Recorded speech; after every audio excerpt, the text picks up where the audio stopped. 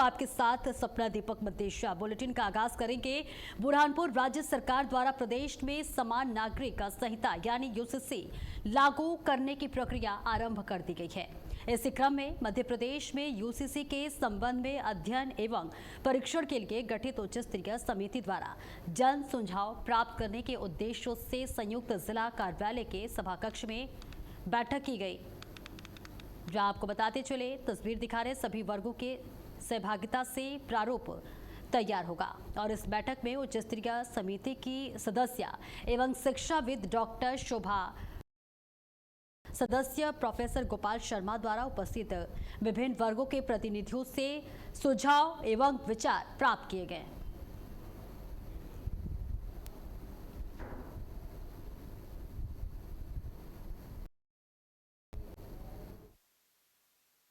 प्रदेश के मुख्यमंत्री डॉक्टर मोहन यादव जी ने कितनी अच्छी पहल करी है कि कॉमन सिविल कोड का कानून मध्य प्रदेश में बने।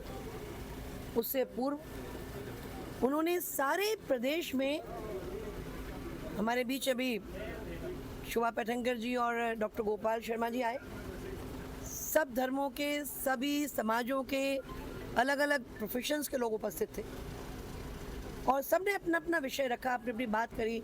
किसी ने कुछ समझने का प्रयास किया, किसी ने कुछ शंका कुशंका व्यक्त की, किसी ने पुरजोर समर्थन करा और देशों में जो हो रहा है, जो परिस्थितियां, उससे भी हम लोग सब लोग अवगत हुए। इंदौर शहर में 9 जून से 13 जून तक आयोजित महत्वपूर्ण कृषि सम्मेलन में सहभागिता कर रहे विदेशी मेहमानों ने आज धार जिले की ऐतिहासिक नगरी मांडू का भ्रमण कर कई महत्वपूर्ण जानकारी प्राप्त की। पूर्व का शिराज के नाम से प्रसिद्ध मांडू की 15वीं शताब्दी की स्थापत्य कला, उन्नत जल संरक्षण तकनीक एवं सांस्कृतिक धरोहर को देखकर ब्रिक्स देशों के विदेशी मेहमान अभिभूत हो गए। जिला प्रशासन द्वारा विदेशी मेहमानों का स्वागत मालवीय परंपराओं के साथ पुष्प वर्षा से किया गया। इस मौके पर कृषि एवं किसान कल्याण मंत्री शिवराज सिंह चौहान, केंद्रीय राज्य मंत्री सावित्री ठाकुर, विधायक नीना वर्मा समेत कई दिग्गजों की मौजूदगी रही।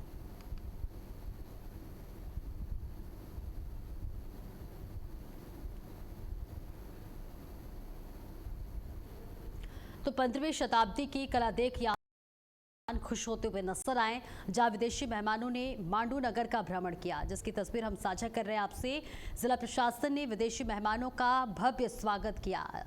इस बीच आपको बता दें कि 15वीं शताब्दी कला देखकर जो विदेशी मेहमान आए हुए थे वो खुश हो गए। पुष्प वर्षा कर उनका स्वागत किया गया और इस बीच जिला प्रशासन ने विदेशी मेहमानों का भव्य स्वागत किया, जिसकी तस्वीर आपको दिखा रहे हैं। शताब्दी की 15वीं शताब्दी स्थापत्य कला, उन्नत जल संरक्षण तकनीक और इसके साथ ही सांस्कृतिक धरोहर को देखकर ब्रिक्स देशों के विदेशी मेहमान बेहद खुश नजर आए, अभिभूत नजर आए और जिला प्रशासन द्वारा विदेशी मेहमानों का स्वागत किया गया। मालवीय परंपराओं के साथ पुष्प वर्षा कर स्वागत किया गया। उस खास मौके पर कृषि और किसान कल्याण मंत्री शिवराज सिंह चौहान, इसके साथ ही केंद्रीय राज्य मंत्री सावित्री ठाकुर, विधायक नीना वर्मा समेत कई दिग्गजों की इस बीच मौजूदगी रही।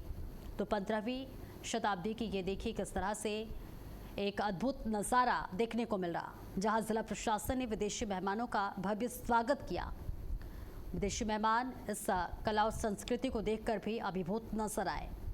विदेशी मेहमानों ने मांडू नगर का भ्रमण किया।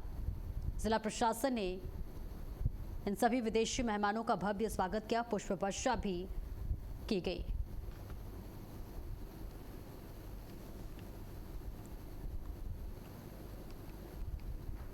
और वही ईसागढ़ एसडीएम त्रिलोचन गौड़ ने सामुदायिक स्वास्थ्य केंद्र ईसागढ़ का निरीक्षण कर स्वास्थ्य व्यवस्थाओं का जायजा लिया। निरीक्षण के दौरान उन्होंने अस्पताल परिसर, विभिन्न वार्डों की साफ सफाई, मरीजों को उपलब्ध कराई जा रही सुविधाओं और इसके साथ ही कर्मचारियों की उपस्थिति की जांच की।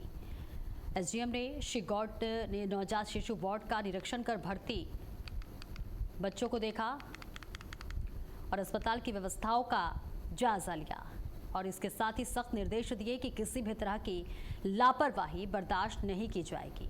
तो एसडीएम ने सामुदायिक स्वास्थ्य केंद्र का यहां निरीक्षण किया और नवजात शिशु वार्ड का निरीक्षण कर भर्ती बच्चों की स्थिति की जानकारी ली। इस दौरान कुछ बच्चे उपस्थित पाए गए, जबकि कुछ बच्चों की अनुपस्थिति भी सामने आई। मामले को गंभीरता से लेते हुए उन्होंने संबंधित अधिकारियों को आवश्यक दिशा निर्देश दिए। इसके साथ ही सख्त हिदायत देते हुए नजर आए कि किसी भी तरह की लापरवाही बर्दाश्त नहीं की जाएगी। ये तस्वीरें आप तक साझा कर रहे हैं, जहां एसडीएम ने सामुदायिक स्वास्थ्य केंद्र का निरीक्षण किया है और इस बीच जो भी खामियां पाई गई उस पर सख्त निर्देश देते हुए नजर आए कि किसी भी तरह की लापरवाही बर्दाश्त नहीं की जाएगी। निरीक्षण के दौरान उन्होंने जिला परिसर, विभिन्न वार्डों की साफ सफाई, मरीजों को उपलब्ध कराई जा रही सुविधाओं, इसके साथ ही कर्मचारियों की उपस्थिति की भी जांच की। साथ ही यह भी निर्देश दिया कि किसी भी तरह की लापरवाही अगर पाई जाती है तो सख्त कार्रवाई होगी। और चलिए आगे बढ़ते हैं, जहां छतरपुर में जर्जर भवनों को गिराने पहुंची प्रशासनिक टीम को विरोध का सामना करना पड़ा। हिंदूवादी संगठनों के विरोध के बाद बुलडोजर कार्रवाई बीच में ही रोकनी पड़ी और टीम वापस लौट गई।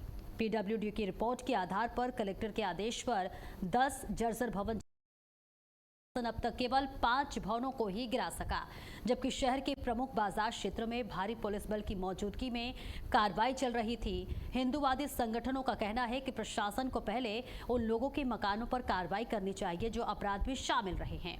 इसके साथ ही संगठनों ने कार्रवाई के तरीके पर सवाल उठाते हुए विरोध दर्ज कराया और वहीं प्रशासन का कहना है कि चिन्हित भवनों को सार्वजनिक सुरक्षा के मद्देनजर हटाने की प्रक्रिया की जा रही है। तो जर्जर भवनों पर प्रशासन की कार्रवाई रुकी, प्रशासनिक टीम को यहां विरोध का सामना करना पड़ा। विरोध के बीच ही रोकनी पड़ी बुलडोजर की ये बड़ी कार्रवाई। तो तस्वीर आप तक साझा कर रहे हैं, जहां जर्जर भवनों पर प्रशासन की कार्रवाई फिलहाल रोक दी गई है, क्योंकि जैसे ये कार्रवाई हुई वैसे ही यहां पर लोग पहुंचे और विरोध करने शुरू कर दिए, जिसके बाद बुलडोजर की ये कार्रवाई रोक दी गई। तस्वीरें आप तक साझा कर रहे हैं। हिंदूवादी संगठनों का कहना है कि प्रशासन को पहले उन लोगों के मकानों पर कार्रवाई करनी चाहिए जो अपराध में शामिल है, और वहीं संगठनों ने कार्रवाई के तरीके पर सवाल उठाते हुए विरोध दर्ज कराया। प्रशासन का कहना है कि चिन्हित भवनों को सार्वजनिक सुरक्षा के मद्देनजर हटाने की प्रक्रिया की जा रही है।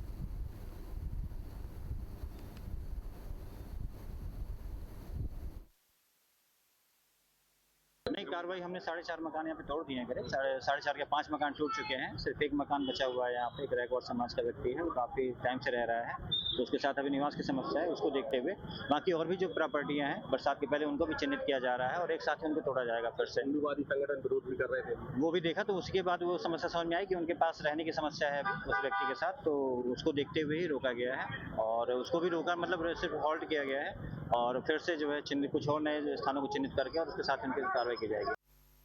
कई सालों से जमे हुए हैं। 2018-2021 में एसडीएम साहब ने बेदखली अधिनियम के तहत इनको खाली करने के नोटिस भी दिए। 2021 बेदखली अधिनियम के तहत इनको खाली करना था, लेकिन इन्होंने अभी तक खाली नहीं किए, जो कि अब जर्जर भी हो चुके हैं। बारिश में कभी भी दुर्घटना हो सकती है, तो जिससे उनको खुद जान माल की यानी उनको ये नहीं सोच रहे हैं कि हम लोग कभी दुर्घटना हुई तो ये नाम लगाएंगे पीडब्ल्यूडी में। ये पीडब्ल्यूडी की संपत्ति है, पहली संपत्ति की बात नहीं है। बात यह है कि पहली बात यह है कि ये जर्जर मकान है। और वही उमरिया कोतवाली क्षेत्र में जिला चिकित्सालय के सिविल सर्जन डॉक्टर केसी सोनी से जुड़े विवाद ने नया मोड़ ले लिया है। डॉक्टर और लूटपाट की शिकायत दर्ज कराई है, जबकि दूसरे पक्ष के युवक अरमान सोनी ने दावा किया है कि उस पर दबाव बनाकर छेड़छाड़ का मामला दर्ज कराया गया। अरमान ने पूरे घटनाक्रम को षड्यंत्र बताया है। फिलहाल पुलिस दोनों पक्षों की शिकायत की जांच कर रही है। तो पुलिस इस पूरे मामले में जुटी हुई है, तहकीकात कर रही है। बताया जा रहा है कि सिविल सर्जन विवाद में एक बड़ा और नया मोड़ सामने आया है। दूसरे पक्ष ने एक साथ कई राज खोले हैं। पुलिस इस पूरे मामले की गहन जांच कर रही है। तो सीधी ये आपको बताते चले, ये तस्वीर आपके साथ साझा कर रहे हैं। लूटपाट और मारपीट का मामला, डॉक्टर सोनी ने मारपीट और लूटपाट की शिकायत दर्ज कराई है, जबकि दूसरे पक्ष के युवक अरमान सोनी ने बड़ा दावा किया है और बड़े राज इस वक्त खोलते हुए नजर आए, जहां दावा किया गया है कि उस पर दबाव बनाकर छेड़छाड़ का मामला दर्ज कराया गया। अरमान ने पूरे घटनाक्रम को षड्यंत्र बताया है। फिलहाल पुलिस दोनों पक्षों की शिकायतों की जांच कर रही है और आगे की कार्रवाई करते हुए नजर आ रही है। तो सिविल सर्जन विवाद में ये नया मोड़ सामने आ गया है, जहां दूसरे पक्ष ने एक साथ कई राज खोले हैं। पुलिस इस पूरे मामले की गहनता से जांच पड़ताल में जुटी हुई है।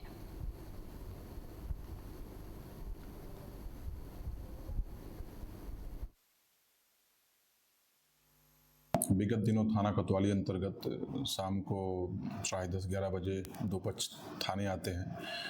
एक नवयुवक जिनका आप नाम ले रहे हैं उनके ऊपर आरोप लगाया, कुछ आरोप लगाते हैं और दूसरा पक्ष भी उस नवयुवक के ऊपर उन्होंने आरोप लगाया। फलतः पुलिस ने दोनों पक्षों के आवेदन है और जांच पूर्ण होने पर हम उसमें वैधानिक कार्रवाई करेंगे। पुलिस जो भी, अगर आपका वीडियो वायरल हुआ है, जो भी ऐसे तत्व हैं जो मारपिटाई कर रहे हैं, तो हम तथ्यों की जांच करेंगे और सत्यता की पुष्टि करके हम सभी पर वैधानिक कार्रवाई करेंगे।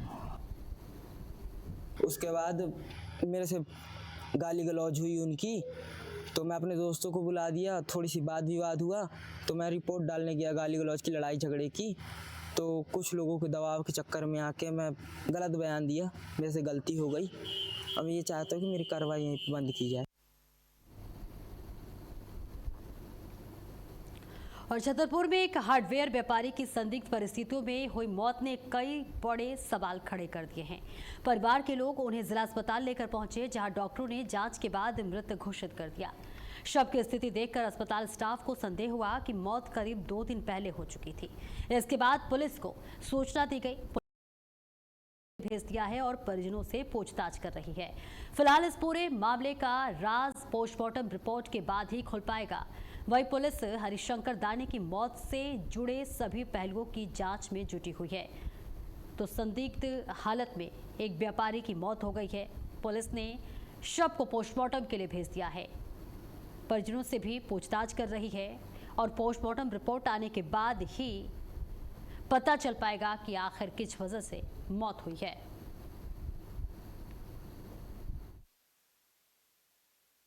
आज सुबह जिला अस्पताल में एक हरिशंकर दाएँ हैं, कालापटा निवासी, उनको 2 दिन पुरानी लाश को, संभवतः 2 दिन पुरानी लाश को उसकी पत्नी और बच्चे इलाज के लिए लेके आए थे, जिसे डॉक्टर ने मृत घोषित कर दिया। थोड़ी सी संदिग्ध परिस्थिति लगने पे उसकी वर्क कायम करके जांच की जा रही है। डॉक्टर के द्वारा पीएम कराया गया है। जो भी चीज़ें सामने आएंगी उसके हिसाब से आगे की कार्रवाई की जाएगी। और वही भैंसदेही तहसील क्षेत्र की ग्राम पंचायत रंभा अंतर्गत रिंग ढाना में शुक्रवार शाम भीषण आग लगने से हड़कंप मच गया। प्रारंभिक जानकारी के अनुसार करीब 25 मकानों वाले इस ढाने में 8 मकान पूरी तरह जलकर खाक हो गए हैं, जबकि तेज हवा के कारण आग तेजी से फैलने से लगभग 15 मकानों तक नुकसान पहुंचने की आशंका जताई जा रही है। ग्रामीणों ने अपने स्तर पर आग बुझाने का बहुत प्रयास किया, लेकिन संसाधनों के अभाव में आग पर काबू पाना मुश्किल हो गया। इस बीच आपको बताते चले कि बताया जा रहा है कि भीषण आग से 15 घर प्रभावित हुए हैं। तेज हवा ने तबाही बढ़ा दी है और इसके साथ ही हादसे में फिलहाल किसी तरह की जनहानि नहीं हुई है। और इस बीच बताया गया है कि भीषण गर्मी में ये बड़ी हानि हुई है। उसके साथ ही हादसे में किसी तरह की कोई भी जनहानि नहीं हुई। बेहद विभत्स ये तस्वीर, 15 घर प्रभावित हुए हैं तेज हवा ने। और इस बीच हादसे में फिलहाल किसी भी तरह की कोई भी जनहानि नहीं हुई है। ये तस्वीर आप तक साझा कर रहे हैं, जहां 15 घर प्रभावित हुए हैं।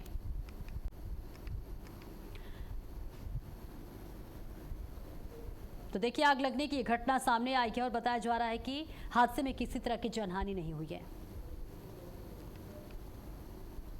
और एक छोटे से ब्रेक के लिए